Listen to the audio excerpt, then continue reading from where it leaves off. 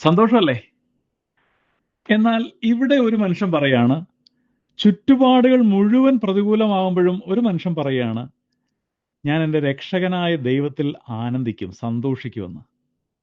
അതെങ്ങനെയാണപ്പോ?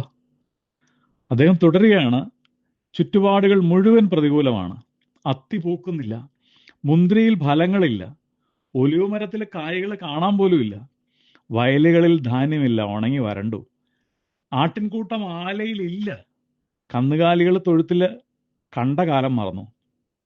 മാനുഷികമായി സന്തോഷിക്കാനുള്ള വക ഒന്നുമില്ലെങ്കിലും പ്രവാചകൻ പറയുകയാണ്, എൻ്റെ രക്ഷകനായ ദൈവത്തിൽ ഞാൻ സന്തോഷിക്കും. ഹബക്കൂക്ക് പ്രവാചകന്റെ പുസ്തകം 3-ാം അധ്യായം 18-ാം വാക്യം. ദൈവം തരുന്ന നന്മകളിലല്ല എൻ്റെ സന്തോഷം.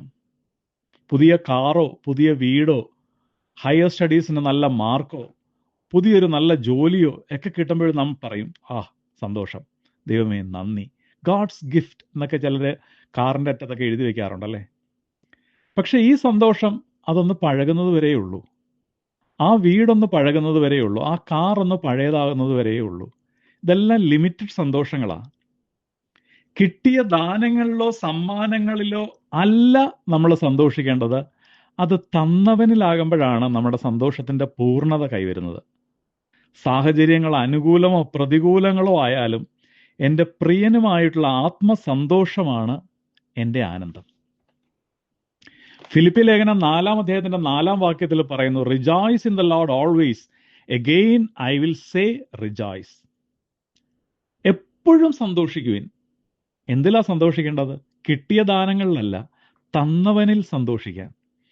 കാരണം നെഹമ്യ 8:10 പറയുന്നു, for the joy of the lord is your strength. അവനിലുള്ള സന്തോഷമാണ് നമ്മുടെ ബലം, നമ്മുടെ ശക്തി. 1 തെസ്സലോണിയ 5:16 പറയുന്നു, എപ്പോഴും സന്തോഷിക്കുവിൻ, ഇടവിടാതെ പ്രാർത്ഥിക്കുവിൻ, give thanks in all circumstances, a life rooted in constant rejoicing and gratitude. നമ്മളൊരു അമ്മയെ വളരെയേറെ കത്തോലിക്കരെ സ്നേഹിക്കുകയും ബഹുമാനിക്കുകയും ചെയ്യുന്നുണ്ട്, യേശുവിൻ്റെ അമ്മ.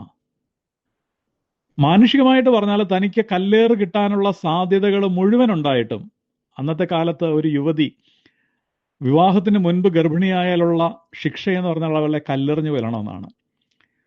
മാനുഷികമായിട്ട് കണ്ണടച്ചാൽ ഉയരുന്ന കരങ്ങളും കയ്യിലിരിക്കുന്ന കല്ലുകളുമാണ് ആ അമ്മ കാണുന്നത്.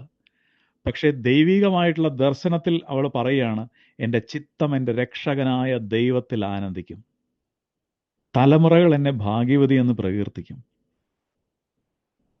ജീവിതം ചെറുതല്ലേ, ഉള്ള സമയം ഹാപ്പി ആയിട്ടിരിക്കുക. നമ്മുടെ സന്തോഷത്തിന്റെ കാരണം പുറത്തു നിന്ന് ആരും നമുക്ക് കൊണ്ടേ തരത്തില്ല. ഇനി അഥവാ ആരെങ്കിലും കൊണ്ടേ തന്നാലും അത് താൽക്കാലികമാണ്, കുറച്ചു നേരത്തേക്കേ ഉള്ളൂ. അത് പഴകുമ്പോഴത്തേക്കും ആ സന്തോഷം തീരും. എന്നാൽ യേശു തരുന്ന സന്തോഷം, ആ ആനന്ദം, അത് അനന്തമാണ്, നിത്യമാണ്. കാരണം ഒന്നേ ഉള്ളൂ, ഹീ ഈസ് എറ്റേണൽ. അവൻ നിത്യനാണ്. He is my king. അവനാണ് എൻ്റെ രാജാവ്.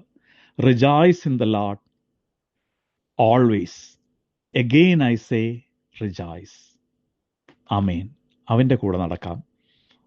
ആത്മീയ സന്തോഷത്തിൽ ലയിച്ചു ചേർന്ന് ഉള്ള ജീവിതം സന്തോഷമായിരിക്കട്ടെ. സന്തോഷമുള്ളൊരു ജീവിതം നയിക്കാൻ ഒരു നാൾ കൂടി. ആമേൻ.